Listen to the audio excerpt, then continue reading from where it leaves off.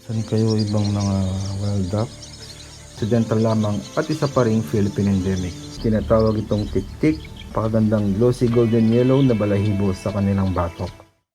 Hi everyone, my name is Ferds. Welcome back sa First Binuya Birding TV. Nandito tayong muli sa Canarem Lake and Bird Sanctuary dito sa Victoria, Tarlac. Nung unang beses tayo nagtungo rito, medyo hindi tayo pinalad, pero this time around hopefully ay makatsyempo tayo ng maraming wild ducks. So ano pang hinihintay natin? Let's not waste time, simulan na natin ang ating pakay dito.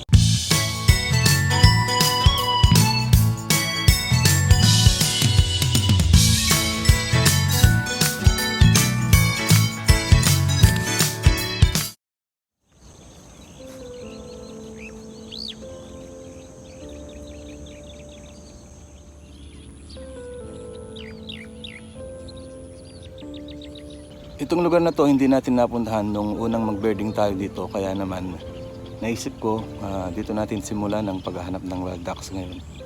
Meron naman actually may mga wandering whistling ducks na akong nakita dito, kaya lang ang problema ay malayo sila.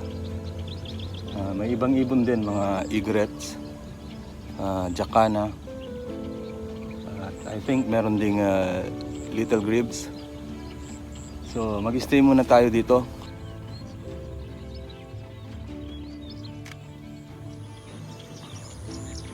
Silipin natin ang mga medyo malapit sa atin.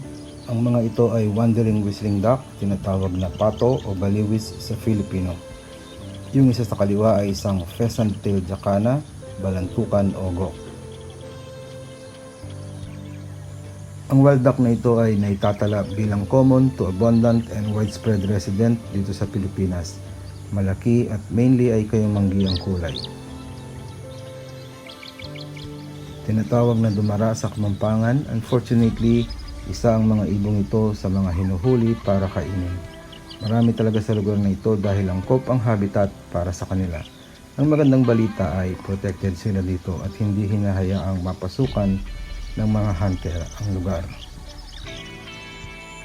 Little grebe, Canisid sa Filipino, isang uncommon but widespread resident.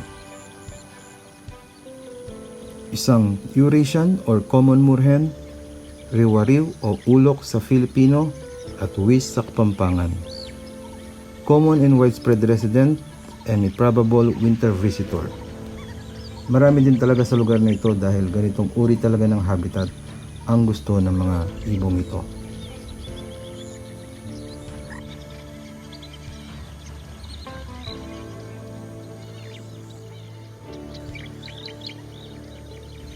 Ito ang isa pang pheasant-tailed jacana, sabi ko nga balantukan o gok. Ang gok sa palagay ko ay isang onomatopoeia. Isa itong very locally common resident sa Luzon at Mindanao at scarce migrant and winter visitor. Ang particular individual na ito ay masasabi nating wala sa breeding plumage nito dahil wala itong mahabang buntot. Mamaya hahanap tayo ng mga nasa breeding plumage nila. At syempre hindi pwedeng mawala ang ever-present na chestnut munya, maya, mayang pula o mayang dampol, ang dating pambansang ibon natin. Parang nagagather ito ng nesting materials.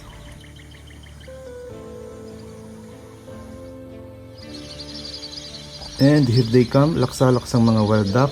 Hindi ko alam kung saan sila nanggaling pero napakarami nila. Mabuti pa panoorin muna natin sila.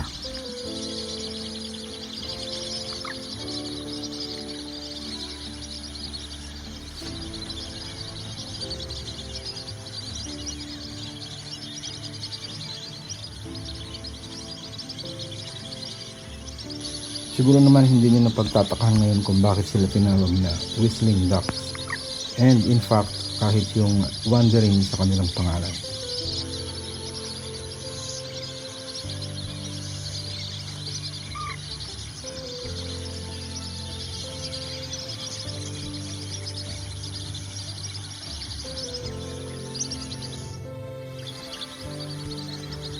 Itong mga nakapag-settle na at napakarami pa rin talaga ng mga dumarating. Kaya naman I can confidently say na nasa libo na ang bilang ng mga wandering whistling duck na ito. Oo nga pala, may dalawang uri ng whistling duck na maaaring makita dito sa bansa. Ang isa pa ay ang spotted whistling duck na isang vagrant at possible resident. Nai-record na sa Hulo, Basilan at Mindanao.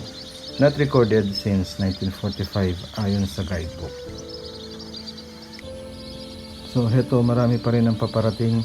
This time gamitin muna natin itong iPhone ko sa pag-video para makita ninyo kung gaano talaga sila karami. Isa pa, medyo mahirap itong video ang D500 ng mga lumilipad na ibon.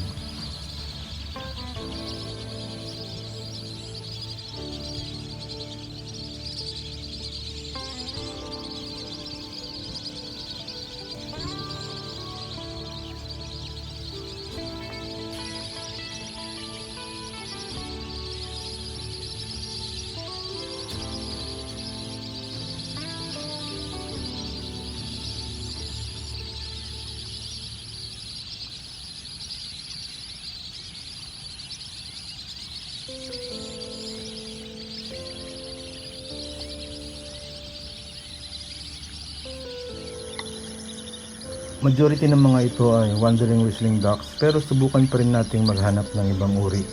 May mga record na dito sa lugar na ito ng Philippine duck, northern shoveler at pintail, tufted duck at iba pang wild ducks, so baka sakali ay makatsyempo tayo sa araw na ito.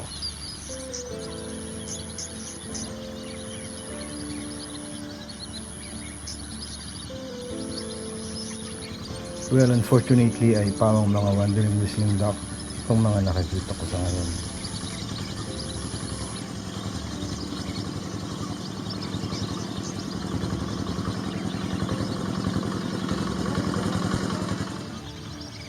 Bago tayo lumipat ng pwesto, kunan na rin natin itong tatlong ito na malapit sa atin at enjoy natin ang kanilang kagandahan.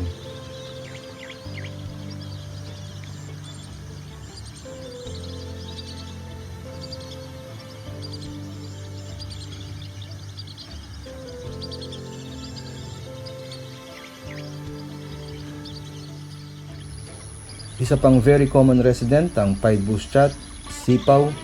Babayang isang ito, ang lalaki ay kulay itim at nakakita na rin ako kanina. Kota na tayo dito ng wandering whistling ducks kaya lumipat na tayo ng pwesto. Maghanap tayo ng ibang klase ng wild ducks at syempre ibang klase ng ibon din.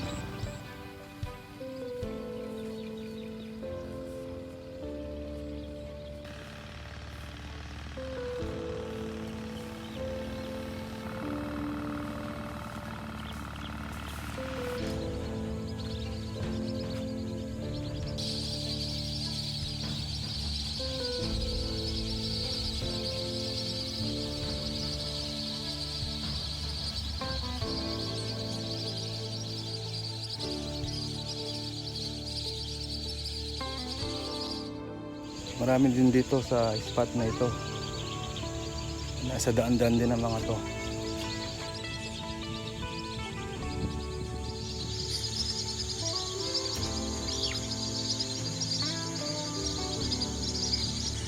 Pasadahan natin ang mga ibon, baka sakaling may makita tayo iba. Oops, Philippine duck ang mga yon. Dalawa. Wandering whistling ducks, great egret, little egret, nakakita rin ako. Pheasant tail jacana, wandering whistling duck. Nasaan kayo ibang mga wild duck?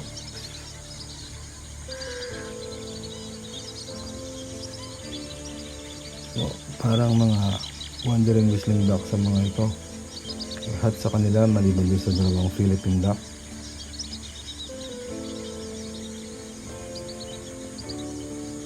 Black wing stilt.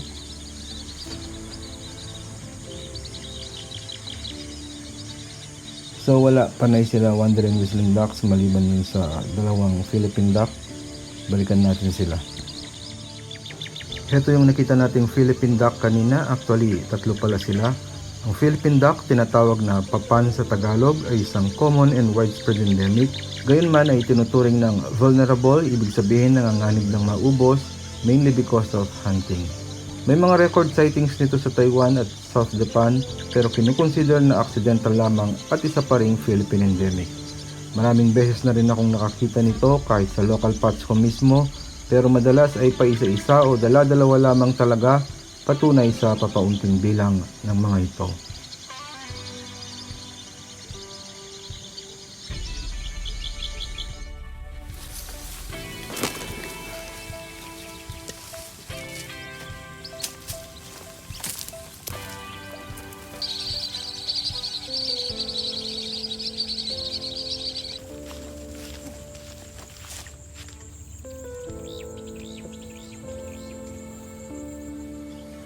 Ito ay isang golden-headed cisticola, breeding female kung hindi ako nagkakamali. May mangilan dito sa ngayon, may ilan na akong nakita at narinig maliban dito. First time na makikita dito sa channel, gayon may hindi na lifer para sa akin. Kung matatandaan ninyo, isa ito sa mga ibong tinwits natin sa videong Chasing Cuccals and Other Birds, common and widespread resident dito sa Pilipinas pero absent sa Palawan. Mas maliit ito ng bahagya sa per my experience more common na Zitting cisticola. Tinawag na golden-headed dahil sa malagintong ulo nito, lalo na ng lalaki in breeding plumage. Ayon sa Kennedy Guide, tinatawag itong tik-tik o tulad ng Zitting cisticola, pipit kogon sa Filipino.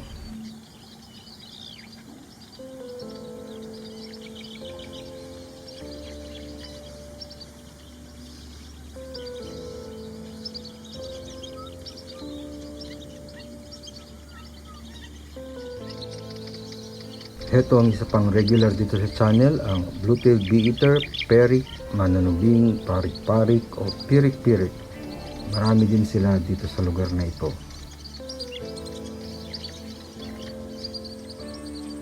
Isa pang uri ng munya, ang scaly-breasted munya, tinatawag na mayang paking sa Filipino. Marami din dito sa area. Common greenshank, common and fairly widespread winter visitor. Merong regular dito sa Canram Lake at tuwing nagtutungo ako dito ay lagi ko silang nakikita. Well, at least, syempre, within the migration season.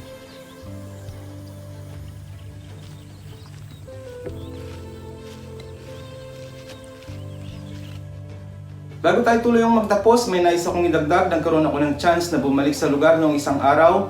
Nandoon pa rin ang laksalaksang wandering whistling ducks. Nakunan ko rin ng litrato ang dalawa sa Philippine duck. And this time around, nakakuha ko ng somehow decent video ng balantukan in their full breeding plumage. Panoorin natin.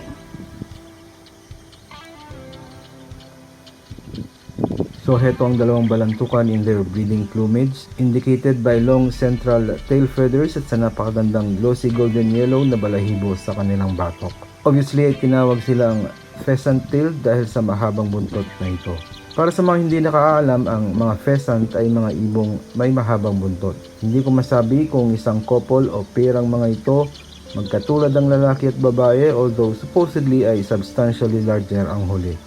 Mahaba ang mga daliri at kuko nito, which enable them to walk on floating vegetation. Itinuturing itong very locally common resident sa Luzon at Mindanao at scarce migrant at winter visitor. Marami nito ngayon dito sa area, probably more than 20, pinagsamang in breeding and non-breeding plumages.